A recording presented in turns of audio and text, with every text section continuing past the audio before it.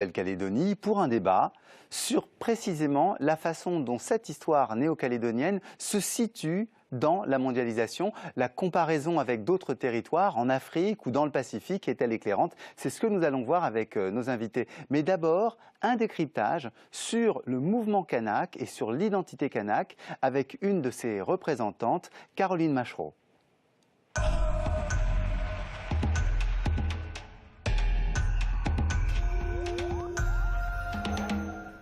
Caroline Machereau, vous êtes élue au Congrès de Nouvelle-Calédonie. Vous êtes la petite sœur d'Éloi Machereau, un des compagnons de Jean-Marie Tjibaou qui a été assassiné en 1985. Et vous avez aussi fait partie de la délégation calédonienne kanak aux accords de Matignon en 1988. Je voudrais vous poser une question qui peut paraître étrange, mais qui permet de synthétiser les choses. Comment est-ce que vous définiriez, vous, la spécificité de l'identité kanak ? C'est toujours très difficile pour nous de parler de nous-mêmes, de parler de soi. Donc, nous sommes un peuple assez paisible, assez pacifique, avec des règles de conduite, avec beaucoup de valeurs, des valeurs de respect notamment, valeurs de respect envers nos... On parle toujours de nos anciens, mais avec une culture, une forme d'éducation aussi qui nous est propre, et une éducation qui est basée sur le vécu. Sur le vécu, on grandit en regardant ce que font nos aînés, nos parents, et donc c'est une culture orale. Nos grands-parents nous racontent, la légende est une part importante de cette éducation-là. C'est comme ça qu'on comprend effectivement les politiques sociales, les politiques communautaires qui régissent notre communauté. Et puis les liens entre les uns et les autres, ce sont des liens assez compliqués. Et c'est juste surtout par l'oral et par le vécu, par ce qu'on voit, ce qu'on regarde, qu'on arrive à trouver sa place dans cette société-là. Et c'est un petit peu... C'est à la fois complexe et c'est à la fois simple. Et c'est ça l'identité kanak, et c'est ça l'identité, c'est la place qu'on a dans notre communauté et le rôle que l'on joue dans notre communauté. Il y a eu un premier élan au sein des peuples kanak dans les années 60-70, qui a été un mouvement de revendication de l'identité. Est-ce que c'était un préalable avant de pouvoir revendiquer une autonomie politique ? Alors, il y a eu ce réveil kanak qui a eu lieu effectivement dans les années 1970, hein, avec des étudiants qui arrivaient de France, effectivement, et qui ont vécu notre expérience et qui ont vu qui se sont rendus compte quand même des spoliations qui avaient été faites et des humiliations, qui eux-mêmes subissaient des choses que nos aînés avaient déjà subies à leur époque. Toutes ces choses-là nous ont amenés effectivement à demander l'indépendance en 1977.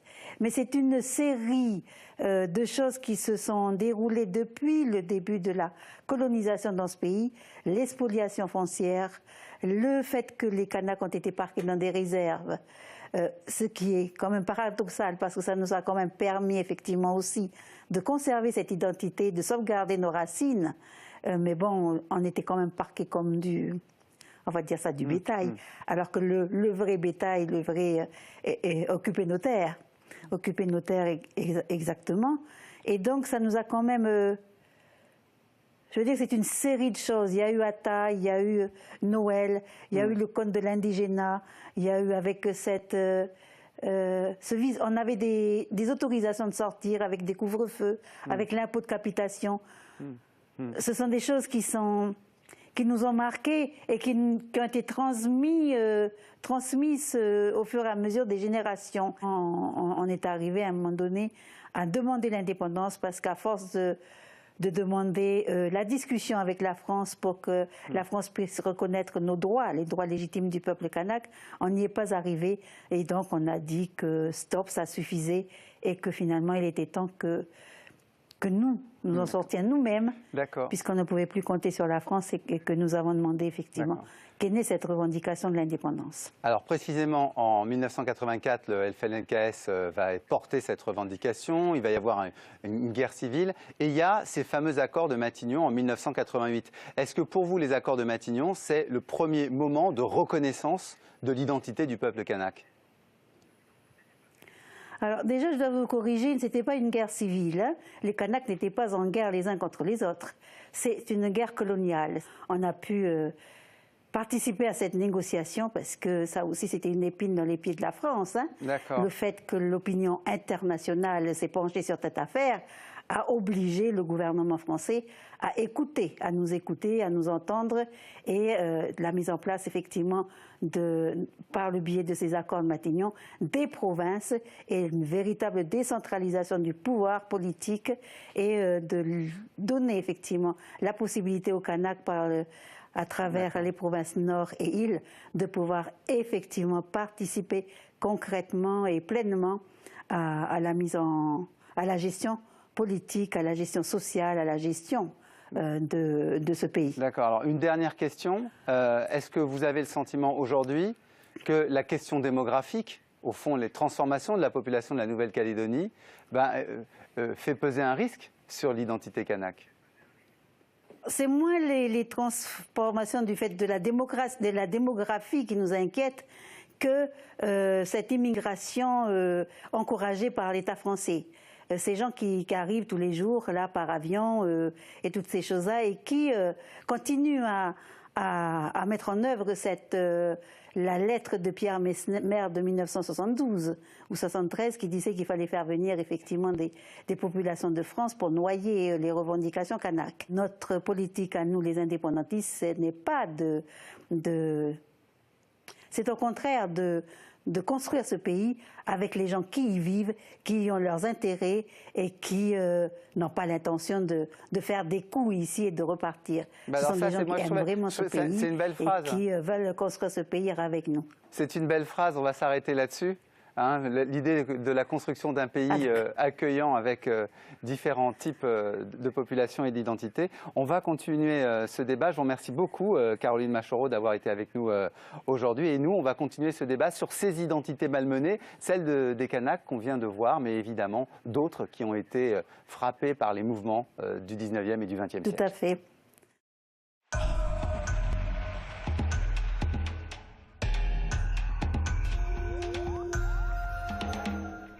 Alors, on va poursuivre notre réflexion sur ces identités malmenées à partir de l'exemple néo-calédonien qu'on va étendre à d'autres régions, à d'autres continents. Et pour cela, je reçois plusieurs personnalités. D'abord vous, Sarah Mohamed Gaillard.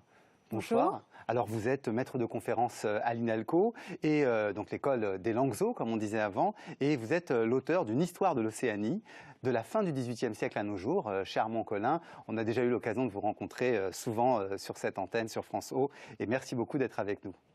À côté de vous, Sébastien Lepers.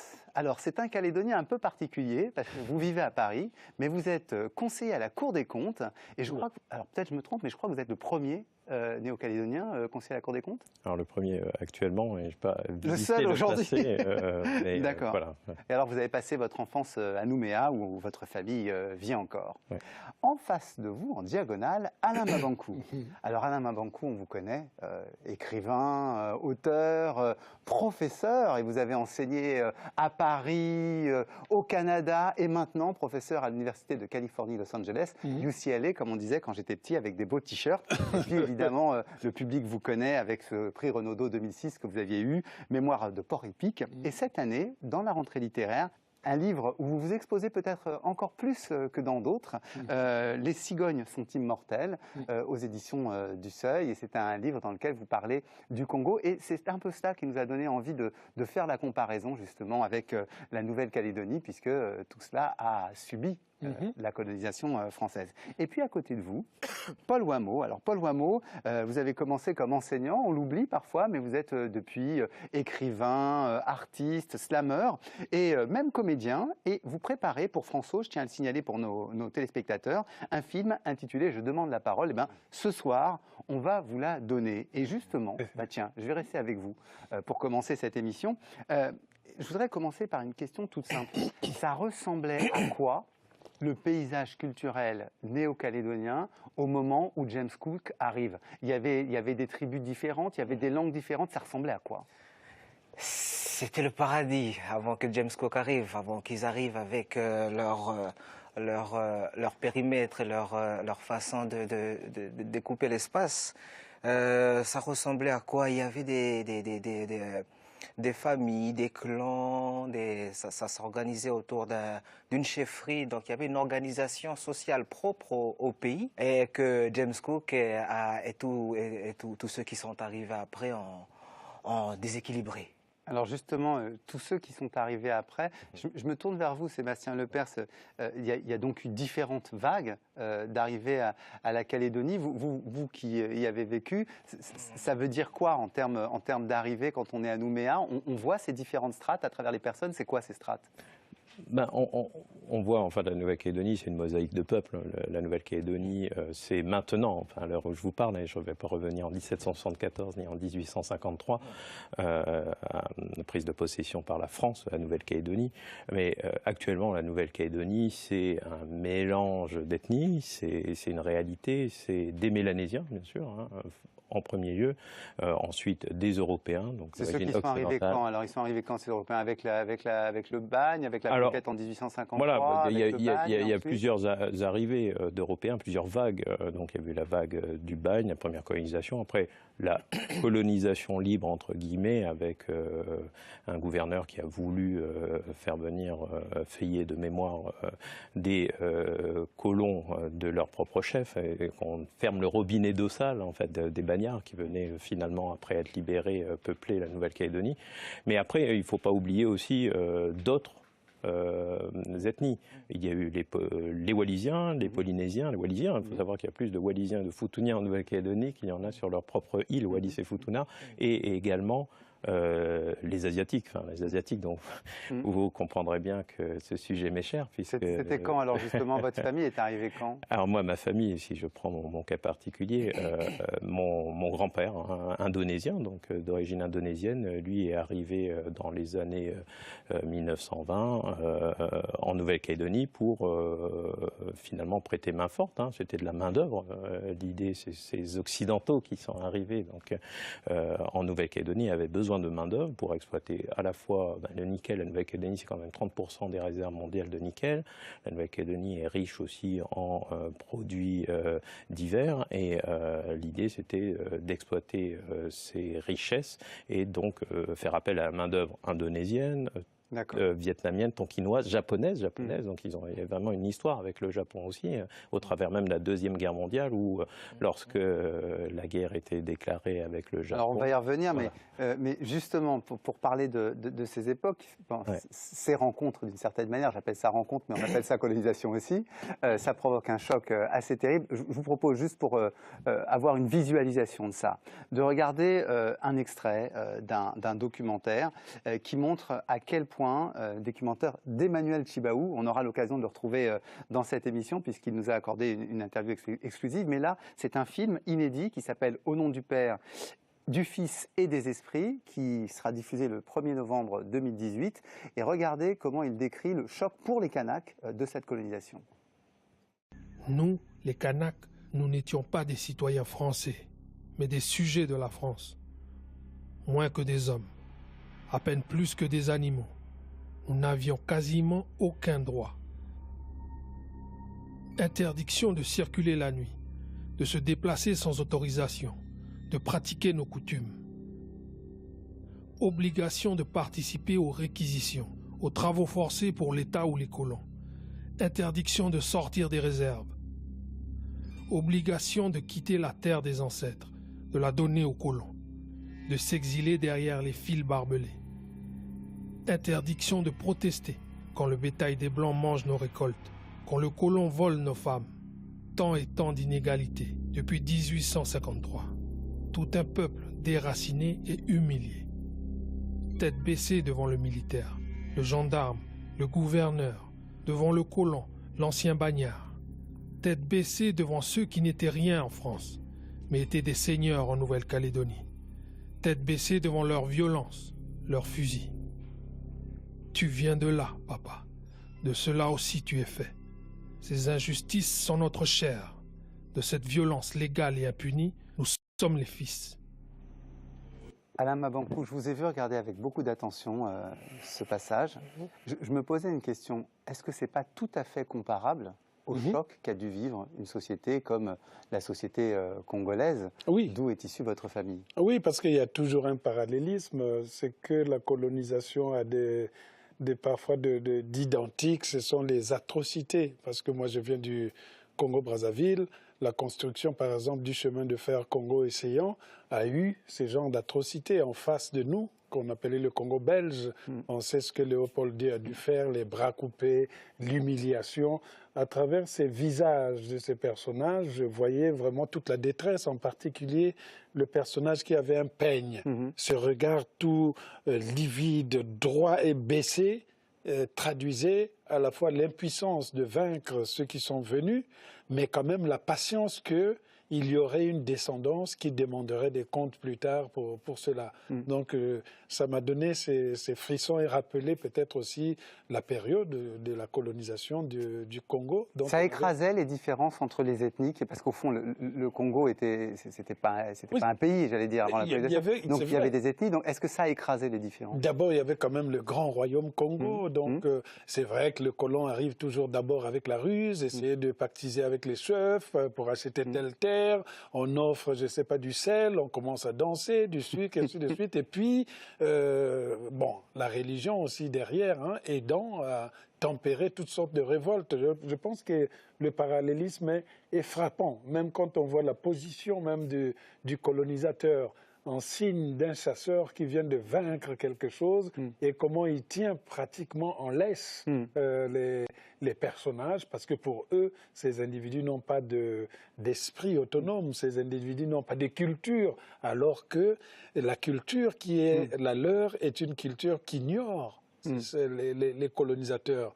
L'erreur, d'ailleurs, je le dis souvent, du colonisateur, c'est d'avoir pensé qu'il était supérieur intellectuellement. Et le mouvement du monde aujourd'hui traduit le fait qu'il y a une crise intellectuelle ou culturelle en Europe parce qu'on n'a pas pris en compte ce que les indigènes, semble-t-il, posséder. C'est vrai. Sarah Mohamed Gaillard, juste pour comprendre, ces phénomènes de colonisation, ils ont quand même provoqué des révoltes, des soulèvements chez les colonisés. Oui, d'ailleurs, en Nouvelle-Calédonie, très tôt, il y a eu des premières révoltes. On garde en mémoire la révolte d'Ataï de 1878, qui a ensanglanté la colonie pendant un an, qui a fait plus de morts côté kanak que côté européen, qui a été véritablement un choc. Mais en fait, dès l'arrivée des premiers colons, la prise de possession, l'établissement d'Européens, il y a sporadiquement des petites révoltes, des chefferies qui se révoltent, et l'administration répond en les écrasant, en entrant dans une vallée et en brûlant les cases, les champs, histoire de pousser la population au départ, la coupant de tout moyen de survie. Donc ça entraîne automatiquement des déplacements de population. Et puis, suite à la grande révolte de 1878, il y a eu effectivement un tour de vis supplémentaire, puisque la riposte a été l'application du code de l'indigénat au Kanak de Nouvelle-Calédonie. Alors, on va voir justement, on a eu la chance de pouvoir rencontrer Emmanuel Tchibaou, qui est le directeur du centre Tchibaou, qui avait été fondé en 1998, on y reviendra, et il nous a dit ce qui, selon lui, avait le plus malmené l'identité kanak depuis le 19e siècle. Je dirais que l'identité kanak malmenée, c'est un terme que l'on emploie, je dirais, parmi les grandes étapes. Il y a des transformations dans les rapports entre les groupes kanak et européens. C'est la mise en place du cantonnement, des réserves, et puis du code de l'indigénat, jusqu'en 1946. Donc,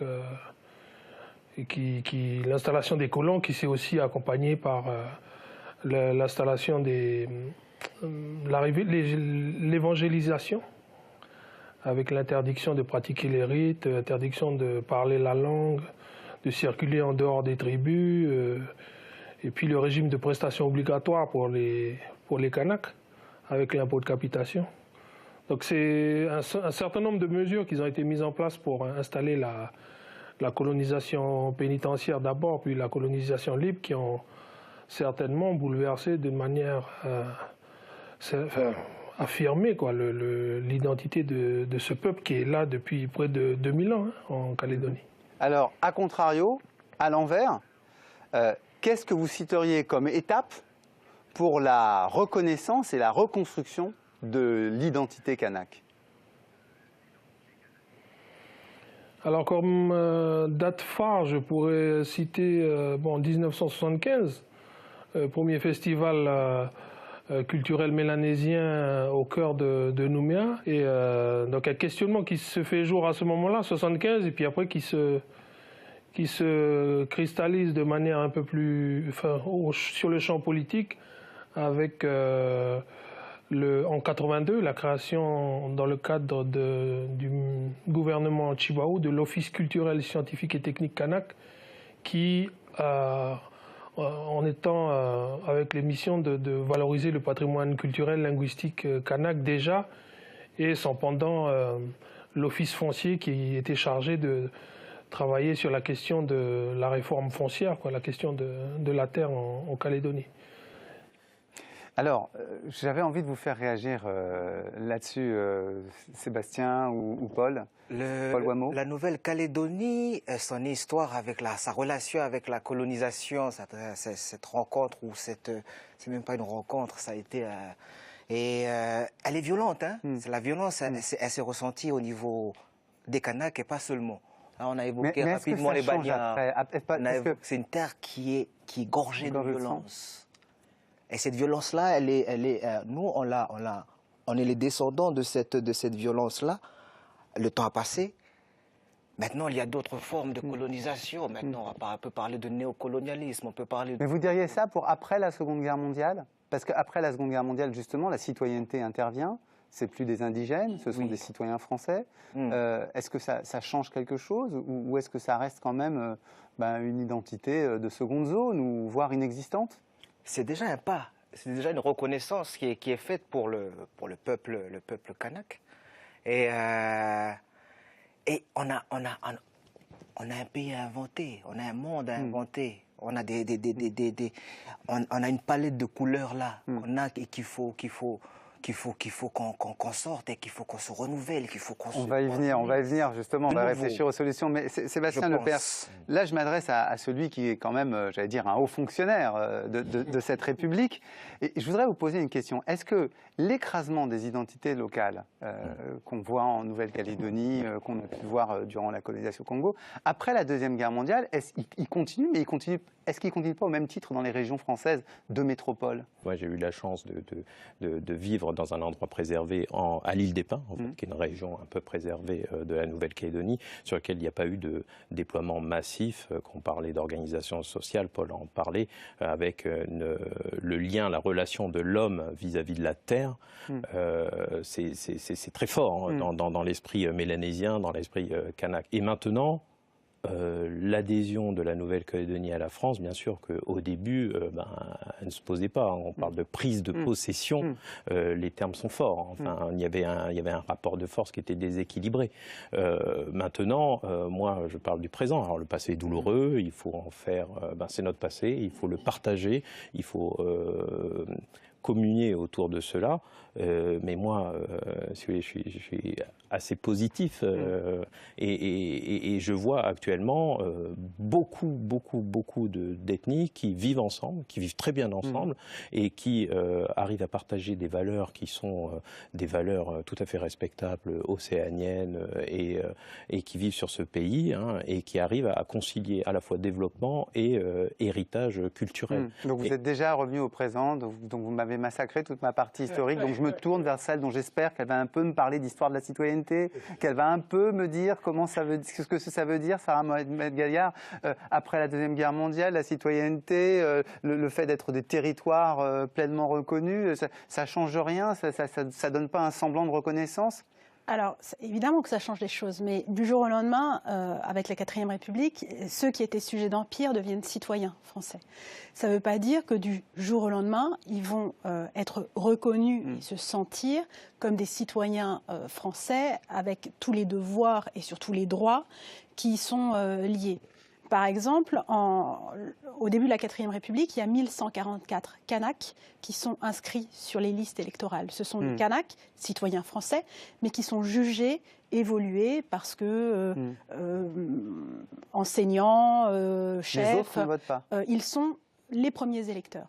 Il va falloir que le gouverneur en 1951 passe un décret pour élargir le corps électoral. On est en 1951, ils sont citoyens depuis l'avènement de la 4e République. Et c'est vraiment qu'en 1957 que le suffrage universel sera pleinement appliqué en Nouvelle-Calédonie. Et si ça a été si difficile en 1951 de faire admettre l'élargissement du corps électoral à peu près 10 000 Kanaks, c'est parce que les Européens, pour eux aussi, c'est violent. C'est un changement de règles du jeu en quelques temps, en quelques mois, en quelques années, et que les mentalités mettent du temps à passer des images terribles de domination des corps, des esprits du territoire qu'on vient de voir, et de se dire que les Kanaks sont des citoyens comme les autres, des citoyens français de plein droit. Donc c'est une évolution qui est lente. Il faut une évolution. Ben justement, Alain Mabankou, moi, il y a une chose qui me frappe. L'indépendance intervient en 1960 pour le Congo-Brazzaville. Est-ce qu'à ce moment-là, ça donne une espèce de fierté et de reconnaissance immédiate de la culture, ou est-ce qu'au contraire, j'allais dire, la culture française, la langue française, restent les vecteurs essentiels de la pensée? Ça reste, puisque dans la plupart de ces pays, la langue française demeure la langue officielle, c'est la langue administrative, c'est la langue des élites, c'est la langue qui sépare les classes sociales. Mieux vous conjuguez les verbes, plus vous êtes respecté. Alors si vous faites des concordances de temps, c'est encore meilleur. Donc il y a toujours cette sorte de hiérarchie.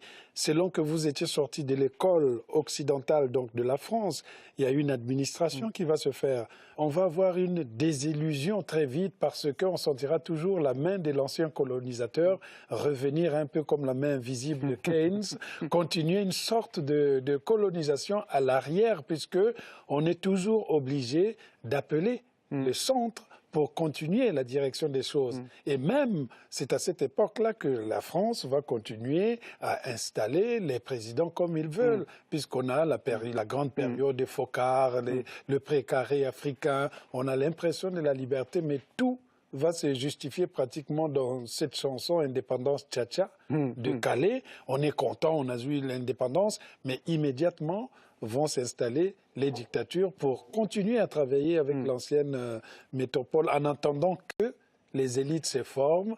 Alors justement, d'un mot, d'une phrase, au milieu des années 70, ça intervient ce mouvement-là seulement, ou c'est avant? Non, au milieu des années 70, on est en plein cœur encore des dictatures. Je veux dire que les Mobutu Sese Seko sont là, les socialismes arrivent, mais combattus un peu par l'authenticité, la politique qui était par exemple chez Mobutu, où il ne fallait pas porter la veste. Changement de nom du pays d'ailleurs. Donc voilà, c'est une période paradoxalement où l'Afrique est riche, le boom pétrolier, les richesses sont là, les côtés luxueux, on commence à vivre les époques folles, mais politiquement nous sommes toujours enfermés puisque les monopartismes vont s'installer aussi. Alors vous avez justement parlé d'authenticité. Je vous propose de regarder quelque chose qui me semble correspondre à ça en Nouvelle-Calédonie. C'est en 1975, un festival qui s'appelle Mélanésia 2000, organisé par les Kanaks, et c'est Nathalie Nouzière qui a rassemblé ces documents. Regardez.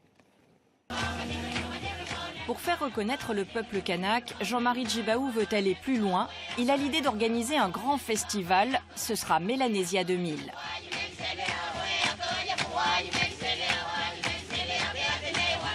Il part dans les tribus, il veut les convaincre d'y participer pour transmettre leur culture, leurs coutumes aux jeunes générations.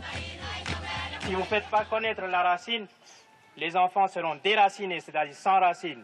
Et c'est grave, parce que ça débouche sur quoi? Ça débouche sur des jeunes qui sont des clochards. Des clochards au sens où on n'a pas de pied à terre, où on n'a pas de racines, où on flotte. Pendant 12 jours, 2000 acteurs kanaks célèbrent leur tradition. Le public est venu nombreux, c'est la première fois qu'un tel événement a lieu à Nouméa. Jean-Marie Djibaou voulait justement rassembler toutes ces communautés éparses, qui sont éparpillées sur toute la Calédonie, surtout celles de la Grande Terre et des îles ET, pour qu'ils se retrouvent ensemble pour constituer cette fameuse communauté du peuple originel. Mais le festival ne plaît pas à tout le monde. Beaucoup d'Européens y sont hostiles et de jeunes Kanaks radicaux y voient une folklorisation de la culture. Sarah Mohamed Gaillard, ce moment particulier, il signifie quoi dans l'histoire kanak et dans l'histoire calédonienne, Mélanésia 2000? Alors, Mélanésia 2000, c'est la volonté de Jean-Marie Tjibaou de redonner leur fierté aux Kanaks, de les rendre fiers de leur identité, de la valoriser, de la montrer à voir. Il le dit très bien à ce moment-là, si on ne nous voit pas, on n'existe pas. Et pour rebondir sur ce qu'a dit M. Mabonkou auparavant, la colonisation, c'est évidemment un contrôle des hommes, des espaces, mais c'est aussi et surtout une hégémonie culturelle qui est très difficile à dépasser.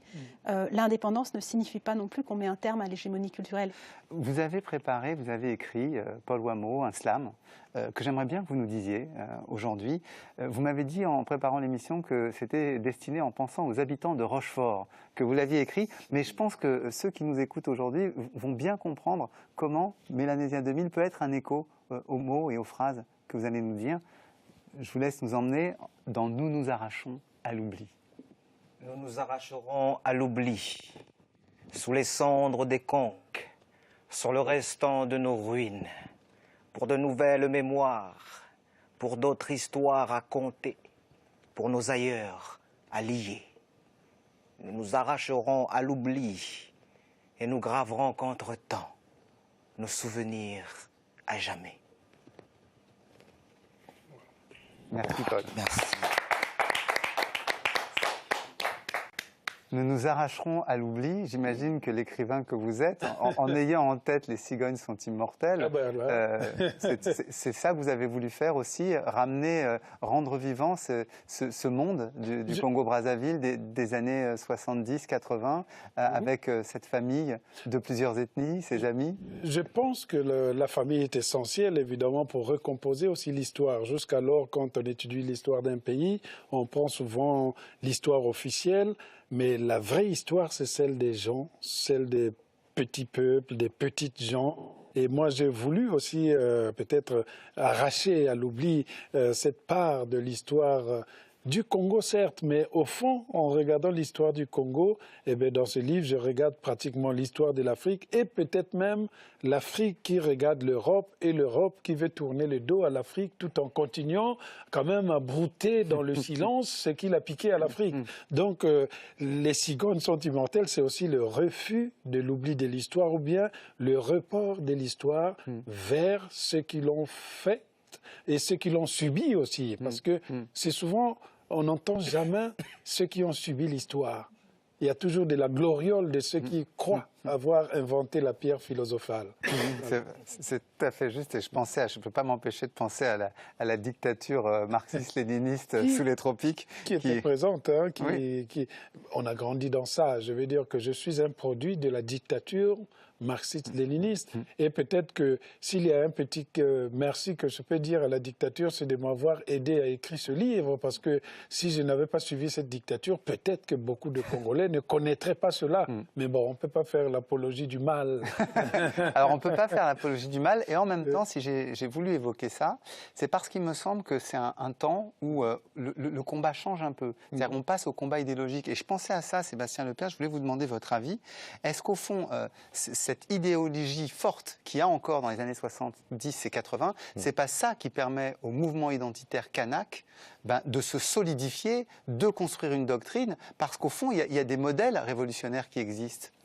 Oui, non, mais je pense que c'est un moment où finalement toutes les énergies, toutes les ressources se sont concaténées, se sont rassemblées pour pouvoir montrer une identité forte sur la scène internationale. Et je pense que là, on a eu un rassemblement de cette énergie, une vraie énergie de toutes les tribus, de tous les clans, il faut dire les choses. Quand je vivais à l'île des Pins, on était dans une organisation sociale différente, avec des tribus organisées autour de clans, autour de familles, mais qui est complètement, quand on parle de cadastre, c'est un terme occidental, il n'y a pas de cadastre à l'île des Pins, où je me trompe, on ne peut pas acheter une terre. Et ça, c'est la preuve qu'il y a véritablement une culture propre à la Nouvelle-Calédonie, hein, qui existait bien avant 1853, bien avant 1774, et qui s'est révélée. Hein, vous avez l'Union calédonienne, le parti qui a été fort à ce moment-là, hein, dans les années 70-80, et qui a voulu montrer que finalement la Nouvelle-Calédonie, elle ne se construit pas de manière unilatérale. La Nouvelle-Calédonie, elle se construit avec l'ensemble des habitants qui composent cette île. Le mouvement créé par le FNLKS, il débouche sur les accords de Matignon en 88. Est-ce qu'au fond, ces accords ne reconnaissent pas deux identités culturelles sur un même territoire? Si, mais en fait, c'est les accords qui ont été précédés d'une table ronde qu'on oublie souvent, mais qui est celle de Nainville-les-Roches en 1983. En 1983, le gouvernement français reconnaît le droit inné et actif des Kanaks à l'indépendance, et en même temps, les signataires reconnaissent les victimes de l'histoire. Cette expression, elle va fortement déplaire à Jacques Lafleur, qui du coup ne va pas signer cet accord. Mais donc dès 1983, tout le monde se met d'accord, y compris les Kanaks indépendantistes, sur le fait qu'il y a deux légitimités en Nouvelle-Calédonie. La légitimité du peuple autochtone, du peuple premier, et puis la légitimité de ceux qui sont arrivés volontairement ou non dans le cadre de l'histoire coloniale du territoire. La difficulté, c'est finalement de reconnaître qui a le droit à l'autodétermination, comment on compose les listes électorales. Les indépendantistes, dès les années 70, disent que les listes électorales doivent essentiellement, l'autodétermination s'adresse essentiellement au peuple premier. Ça ne veut pas dire qu'il va le faire. Il y avait les mêmes débats ou pas en Polynésie française? Je me posais la question à Tahiti. Est-ce qu'il y avait, parce qu'il y avait déjà aussi des partis indépendantistes? Oui, il y a des partis indépendantistes. En fait, les années 70 dans le Pacifique, ça correspond à une revendication identitaire dans de très nombreuses îles qui débouchent généralement ensuite sur des revendications politiques.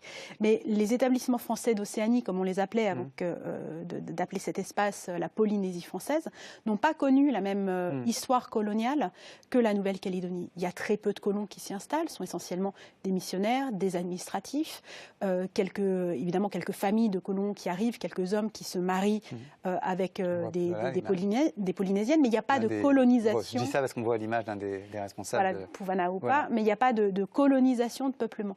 Donc il y a évidemment, du fait de l'histoire coloniale, des identités sociales segmentées en Polynésie française, mais il n'y a pas ce rapport entre une population première et une population arrivée à la faveur de la colonisation qui est plus importante, au moins aussi importante, voire plus importante. Donc les termes de l'indépendantisme ne se posent pas la même question dans les deux territoires, du fait de la colonisation différente. D'accord. Donc en fait, ce que vous êtes en train de nous dire, c'est qu'il y a une première reconnaissance, mais qu'il faut une deuxième reconnaissance en quelque sorte presque institutionnelle. Et peut-être que cette deuxième reconnaissance, c'est celle que j'ai demandé à Emmanuel Tjibaou de nous décrire.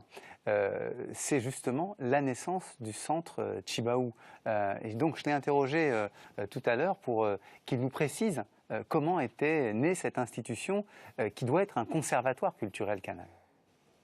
Le projet de création du centre culturel Tjibaou est né d'abord des accords de Matignon-Oudinot, lorsqu'on inscrit dans ces accords de paix et puis des dispositifs d'accompagnement, rééquilibrage et formation pour les Calédoniens, un projet qui s'appelle Agence de développement de la culture kanak. Et en 1998, cette agence se dote d'un outil qui va être le centre culturel Tjibaou. Ces missions sont articulées autour de celles de l'Agence de développement de la culture kanak, qui sont de valoriser le patrimoine culturel linguistique kanak dans sa création contemporaine autant comme sur son volet patrimonial. Mais est-ce que vous pensez qu'il a eu aussi un effet sur les autres composantes de la Nouvelle-Calédonie? Est-ce qu'il n'a pas, au fond, favorisé une reconnaissance réciproque des différents groupes? Je pense que la place du centre culturel Tjibaou en Calédonie, elle n'a été que celle-là. Parce qu'être kanak pour soi-même, ça n'a pas de sens. Être kanak, c'est être constamment en lien avec l'autre. Et le fait de valoriser cette identité, c'est nécessairement aussi, par défaut, des tentatives que l'on lance, des bouteilles que l'on lance à destination de ceux qui sont autour de nous pour affirmer leur particularité, leur singularité d'être d'ici, avec nous. Dans une des missions qui ont été dévolues au Centre culturel Chibaou, il y en a une qui a été rajoutée au moment du transfert. C'était un établissement public d'État jusqu'en 2011. En 2012, il a été transféré à la Calédonie. On a inscrit la mission de susciter, créer l'émergence des références culturelles, identitaires propres à la Calédonie. Donc c'est bien le signe que le centre, il a vraiment cette dimension d'être le révélateur, le catalyseur de ce creuset dans lequel nos identités se mélangent. Mais pour pouvoir se mélanger, il faut nécessairement qu'on ait une valeur étalon qui, pour nous, serait celle de l'identité autochtone, kanak, sur laquelle se forge l'identité française, l'identité insulaire, et puis de tous ceux qui sont autour de nous, toutes les communautés qui se sont jointes à ce patrimoine-là, pour constituer le patrimoine de notre pays aujourd'hui. Je voulais demander aux deux Calédoniens, vous y êtes allés au centre Chibaou? Vous y êtes déjà allés? Oui, c'est la maison, hein. C'est la maison. C'est la maison. C'est ma maison. Et après, il y a des choses, comme dans toute maison, à nettoyer et à dépoussiérer. Ce musée, il est peut-être, à mon sens, pas suffisamment fréquenté. C'est-à-dire, ce qui est important dans ce musée, c'est de montrer l'identité kanak, de montrer toutes les flèches fêtières, toutes les cases mélanésiennes et tout le sens qui est accordé à ces objets culturels. Mais au-delà de ça, je pense que ce sont des valeurs qui habitent ce musée et qui devraient être partagées par l'ensemble de la population de la Nouvelle-Calédonie, toute ethnie confondue. C'est pas le cas? C'est pas le cas, Paul Wameau? Il n'y a pas cette véritable envie de naître une autre nation, de naître une nouvelle nation, de naître un nouveau pays. C'est un cycle. Et à un moment donné, la culture kanak, le peuple kanak, les kanaks ont été écrasés, voués à disparition, à disparaître. Ensuite, il y a eu on va dire, un mouvement de contestation, amené ensuite par Chibaou, Mélanésia 2000, dire qu'on est une culture, on est kanak, kanak sans S, on est un peuple. Et moi, je pense, hein, maintenant, il faut arriver à une troisième phase où on est kanak, mais on est plusieurs kanaks. Il faut se sortir, maintenant se libérer de cette chose-là pour dire qu'on peut aller dehors avec ça. Et pas rester que chez nous et dire qu'on est chez nous. On est chez nous, mais de sortir. De sortir de ces deux. Vous avez utilisé un mot qui... L'histoire est là pour... Il ne faut pas oublier toutes ces choses-là. Et il faut se libérer aussi pour être au monde. Je vous ai entendu dire il faut en sortir, on y reviendra à la fin de l'émission. Alain Mabankou, est-ce qu'il n'y a pas aujourd'hui, quand on regarde le monde, le sentiment un peu partout, et j'allais dire quand on regarde l'Europe, avec les partis populistes, nationalistes, est-ce qu'il n'y a pas l'impression partout que les identités sont malmenées? Qu'est-ce qui se passe? Non, mais parce que nous sommes arrivés à une période où on cherche à définir les identités. On ne sait pas on a oublié que l'identité en elle-même est une histoire de mobilité. C'est-à-dire que ce que vous définissez aujourd'hui ne sera plus vrai demain parce que les gens se rencontrent, les cultures fusionnent. Moi, je suis du Congo-Brazzaville, je connais Paul, on en discute, il fait de la poésie et puis on s'échange. Il va à Brazzaville chez moi, il a une autre culture. Quelque chose va changer. Il y a une personnalité qui est Naomi Osaka. Je pense que vous voyez qui c'est une joueuse de tennis, une mère japonaise, un père haïtien. Elle joue au tennis aux États-Unis, elle a remporté Flushing Meadows. Et au fond, quand je vois cette personnalité, je me dis, mais c'est quoi l'identité? Et au fond, est-ce que les gens autour de cette table, d'ailleurs, ne me montrent pas que la question de l'identité, aujourd'hui, elle est plus, entre guillemets, pure? C'est un peu ce que vous disiez, il y a plus... Elle est en mouvement, l'identité est en mouvement. Nous, voilà, comme je disais tout à l'heure, il y a cette pensée-là de se dire que on est là et on ne bouge pas de là. On est là et on ne bouge pas de là. On est comme ci, on est comme ça. On a cet horizon qui nous est bloqué aussi, qui nous est masqué au pays pour dire que l'horizon nous est fermé, que le ciel nous tend pas ses bras. L'identité est en mouvement. Alors elle est en mouvement, mais en même temps, elle est de reformulation permanente. Il parlait de reformulation.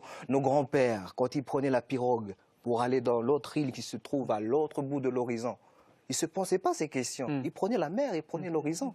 Ils avaient déjà cette pensée-là Je vous entends, Paul, mais il y a quand même des désaccords assez forts aujourd'hui. Donc je me dis, c'est quoi les solutions? Est-ce qu'il peut y avoir des solutions institutionnelles, Sébastien Lepers? Je pense tout simplement, alors là, je n'engage que moi et pas les juridictions financières sur ce sujet-là.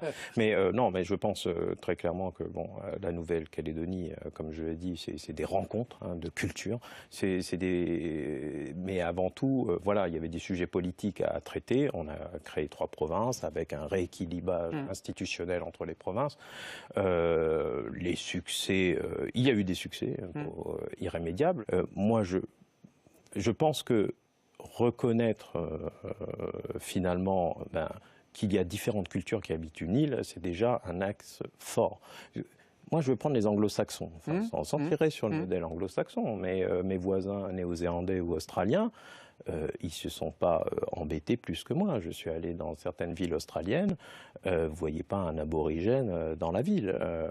Vous allez en Nouvelle-Zélande, on a quand même des partages, la création, la promotion d'une certaine élite en Nouvelle-Calédonie, originaire de Nouvelle-Calédonie.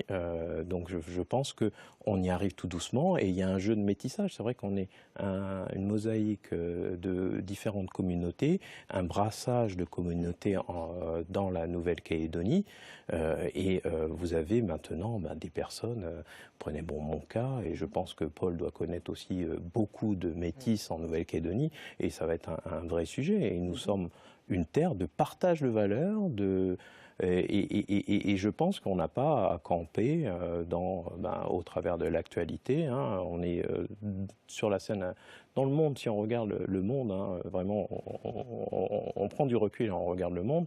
On est sur des regroupements. Alors effectivement, il y a des identités qui veulent s'affirmer de part et d'autre. Mais on est plus dans le regroupement, dans l'union, dans le rassemblement de blocs, entre guillemets. Il veut me donner une fin optimiste. Mais moi, je suis très optimiste pour la Nouvelle-Calédonie parce que dans les différentes valeurs, les cultures qui habitent la Nouvelle-Calédonie, il y a toujours cette politique, finalement, cette communauté d'amitié forte et d'ouverture vers l'autre. Alors, juste pour justement, puisqu'on approche du terme de cette émission, Sarah Mohamed-Gaillard, d'une phrase. Vous êtes optimiste, vous, pour ce qui va se passer en Nouvelle-Calédonie, le référendum, la suite, une bonne convivence? Moi, je pense qu'on est, s'il faut trouver une expression, je pense que l'avenir de la Nouvelle-Calédonie, on reste dans la formule de Michel Rocard, qui est le pari sur l'intelligence. Ce qui va se passer le 4 novembre et après le 4 novembre, ça dépend en grande partie de l'intelligence de l'ensemble des acteurs. Donc il faut parier sur l'intelligence. Alain Mabankou, je vais vous laisser aussi nous dire une phrase justement sur ces identités que vous croisez partout, que vous croisez en Afrique, que vous croisez en Europe, que vous croisez en Amérique. Mais ce que je pourrais dire, c'est que paradoxalement, les intellectuels ou les hommes de culture qui ont le mieux défini l'identité viennent des îles. Le grand maître étant évidemment Édouard Glissant avec sa théorie de la poétique de la relation ou du tout-monde. Je veux dire que si on relit Glissant, il y a beaucoup de clés qu'on pourrait retrouver parce que Glissant, Walcott et beaucoup d'autres venus des îles nous ont donné l'exemple que la feuille qui s'est détachée de l'arbre peut toujours raconter l'histoire de la racine et du tronc. Donc peut-être que, écoutons les feuilles, arrêtons toujours de dire « je suis de tel coin, j'ai mes racines ». La feuille aussi peut mieux parler de l'arbre. Ah, c'est une magnifique image, et c'est une magnifique image pour sortir. Sortir, c'est le titre d'un slam de Paul Wameau. Et Paul, je voudrais vous inviter, s'il vous plaît, à nous le dire avant qu'on se sépare. Sortir, c'est ça. Sortir, sortir à l'intérieur de nous-mêmes, déboulonner les chaînes grasses qui nous empêchent de nous être à nous-mêmes. Sortir, sortir du champ de merde dans lequel on nous a foutu d'années de la planète. Sortir des mêmes nominations, des mêmes verbes, des mêmes adjectifs formulés par d'autres pour nous dire, pour nous parquer à l'extérieur de nous-mêmes. Outre-mer, minorité invisible, etc., etc. Je porterai moi-même mon nom moi-même mon verbe, moi-même ma carte géographique. Sortir du même blabla qui éjacule de force pour qu'on existe dans l'orbite de l'autre mal placé en face de nous-mêmes. Sortir de soi-même pour se découvrir autre, sans autre naissance que celle qui se cogne tête contre tête. Sortir pas après pas, après course, après rampe. Si tu ne peux plus, marche. Si tu ne peux plus, fonce quand même. Sortir et déboulonner pièce par pièce ce vieux monde qui sent la chiasse en plastique. Sortir, parce que sortir, ça fait du bien par où ça passe. Merci beaucoup, Paul. Merci à tous d'avoir été là. Alors, je rappelle les titres de vos livres. Sarah Mohamed Gaillard, Histoire de l'Océanie du XVIIIe siècle à nos jours. C'était aux éditions Armand Collin. Vous, Alain Mabankou, on se souvient de l'Hérisson, mais on va retenir surtout pour cette rentrée littéraire Les cigognes sont immortelles aux éditions du Seuil. Et puis, je voudrais signaler, puisque ça a été le partenaire de cette émission, le numéro du magazine L'Histoire, Nouvelle-Calédonie. Une colonisation pas comme les autres. Et donc, je vous remercie tous. Et je vais rejoindre maintenant, pour le mot de la fin, une haute personnalité, Yves Legault.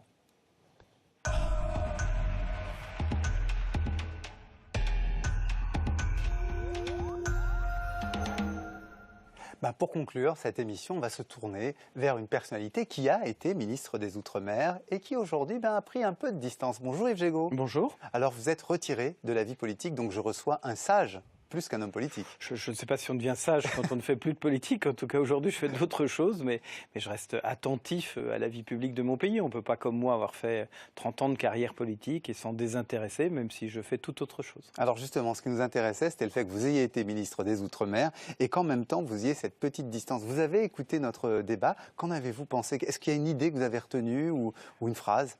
Il y a une double idée. D'abord, c'est toujours passionnant parce qu'au fond, on voit des choses qui montent en puissance. Et il y a du fond, il y a de la profondeur. On n'aurait pas ce débat dans la Creuse entre les habitants de la Creuse entre eux. Donc, ne dites pas ça, vous allez vous fâcher avec tous les Creusois. Non, mais il y a une forme de passion. Et puis, il y a une chose qui me frappait en écoutant le débat, c'est qu'au fond, on aurait pu presque changer le terme et remplacer Nouvelle-Calédonie par Guadeloupe ou par Martinique, et on aurait eu des débats qui n'auraient pas été si différents que ça sur le fond. Et donc, je pense qu'il y a une chose, vous parlez d'histoire dans votre émission, mais je pense qu'il y a une chose peut-être qu'il faut aussi ramener, c'est la géographie, c'est le caractère insulaire. Et la Nouvelle-Calédonie, nos collectivités d'outre-mer sont des îles, et l'insularité crée des phénomènes qui viennent aussi expliquer beaucoup de choses ou éclairer beaucoup de choses. Alors justement, en écoutant le débat, vous avez dû remarquer qu'on a fait des comparaisons parfois avec d'autres parties du monde. Est-ce qu'il y a aujourd'hui un pas supplémentaire de reconnaissance qui a été fait dans les territoires d'outre-mer, ou est-ce qu'il y a encore beaucoup à construire ? Je crois qu'il y a toujours beaucoup à construire, parce qu'au fond, l'histoire ne s'arrête pas et qu'il faut construire les choses. Je crois qu'il y a eu des efforts, qu'il y a une culture, une pédagogie, une instruction, une intelligence des choses qui a émergé. La Nouvelle-Calédonie en est un bel exemple. On est passé d'un drame absolu, d'un affrontement terrible à une situation où il y a du dialogue, il y a de la confrontation d'idées, il y a des capacités à créer des projets communs. Donc on est sur le progrès, les choses ne s'arrêtent pas, d'autant plus qu'on est dans un monde où, au fond, la mondialisation détricote les identités et force quelque part à les rechercher, son identité. Dans ce monde standardisé, américanisé, uniformisé, chinoisé, je ne sais pas si on dit ça demain, quelle est mon identité? Qu'est-ce qui fait ma différence? Et c'est un débat du siècle. Je pense que le XXIe siècle sera le siècle des identités et de l'identité. Alors ça peut... C'est ça qui explique, selon vous, par exemple, les votes qu'on peut avoir pour des partis populistes en Europe ou Moi, je dirais pas populiste, je dirais démagogue. C'est qu'au fond, il y a ceux qui surfent sur cette idée de dire vous n'aurez plus votre identité, vous ne serez plus chrétien, vous ne serez plus français, vous ne serez plus gaulois, vous ne serez plus... Et parce que les autres vont vous envahir et parce qu'on va vous noyer ou vous diluer dans quelque chose de plus vaste dont vous ne savez pas ce que c'est. Donc en jouant sur les peurs, naturellement, il y a des gens qui viennent au pouvoir sur cette démagogie-là, mais derrière, c'est le signe de cette recherche d'identité. Et peut-être qu'il y a aussi dans le grand combat pour l'impératif écologique, vous savez, on parle beaucoup des circuits courts. Bah, le circuit court de chacun, c'est son identité. Oui, je pense qu'il y a un vrai débat sur la question identitaire. Mais et que nous avons, nous, cette chance en France d'avoir ce débat qui prospère en Nouvelle-Calédonie, qui prospère dans nos îles dites d'outre-mer, de façon... je pense que ça nous éclaire. Et moi, je pense que c'est très utile, ces débats, pour la métropole. Mais alors justement, vous voyez, la Creuse n'a pas ses soucis. Oui, alors vous dites ça, mais alors vous dites ça. Ça vient éclairer cette question-là, et je pense qu'il faut qu'on s'empare de l'intelligence qui se développe dans ces territoires en métropole. D'accord, mais est-ce qu'il n'y a pas quand même un problème de l'État, de la France comme État, vis-à-vis, j'allais dire, des identités qui la composent, que ce soit des identités régionales ou que ce soit justement des identités ultramarines. Est-ce que cet État centralisateur n'a pas, j'allais dire, une erreur de vue en voulant toujours privilégier quelque chose qui serait une identité nationale unique, comme Nicolas Sarkozy voulait le faire, par exemple? Je crois que l'État, la structure de l'État, les héritiers de Colbert ont du mal, effectivement, à accepter, parce que la France s'est construite aussi en rassemblant autour du français, autour de la langue, autour d'une loi commune, et qu'on a du mal à essayer de desserrer un peu ce carcan. Et je pense que la structure étatique, la formation de nos fonctionnaires, le carcan étatique, oui, sans doute vient un peu se heurter à cette logique qui voudrait qu'on aille avec un peu plus d'intelligence comprendre les territoires, qu'ils soient bretons, alsaciens, néo-calédoniens, corses ou créoles, pour ouvrir un peu les choses. Alors, et la République ne mourra pas parce qu'une partie de ses enfants parlera une deuxième langue. Alors justement, puisque vous avez évoqué ces questions, on célèbre cette année le 60e anniversaire de la Ve République, et justement la Constitution ne permet pas ça, elle ne reconnaît qu'une langue. D'un mot, est-ce qu'il y aurait une réforme à faire de ce côté-là ? Moi, je suis même partisan qu'on change la Constitution parce que je pense qu'elle a vécu et que la France du XXIe siècle n'est plus la France de 1958. Toute vertu reconnue à ce texte qui nous a permis de vivre pendant 60 ans. Et que naturellement, dans cette question-là, il faut une unité de la République, mais l'unité, elle n'est pas contradictoire avec la diversité, y compris la diversité linguistique. Donc je réponds oui à votre question. Et y compris la diversité outre-mer. Oui, mais qui est une richesse, richesse d'une France que les Français de métropole ne savent ou ne veulent pas voir, et qui est une France puissante, qui est une France culturellement forte, et qui est une France qui nous fait rayonner dans le monde entier. Ce serait bien le diable qu'on essaye de tourner le dos à cette vérité et qu'on ne le dise pas à nos compatriotes des Outre-mer. On va rester ouvert aux Outre-mer. Je vous remercie beaucoup, Yves Gégaud, d'être venu à l'Histoire d'Outre-mer ce soir. Quant à nous, on se retrouve le mois prochain avec une nouvelle émission, de nouveaux invités, et sans doute sur la Première Guerre mondiale qui nous occupe.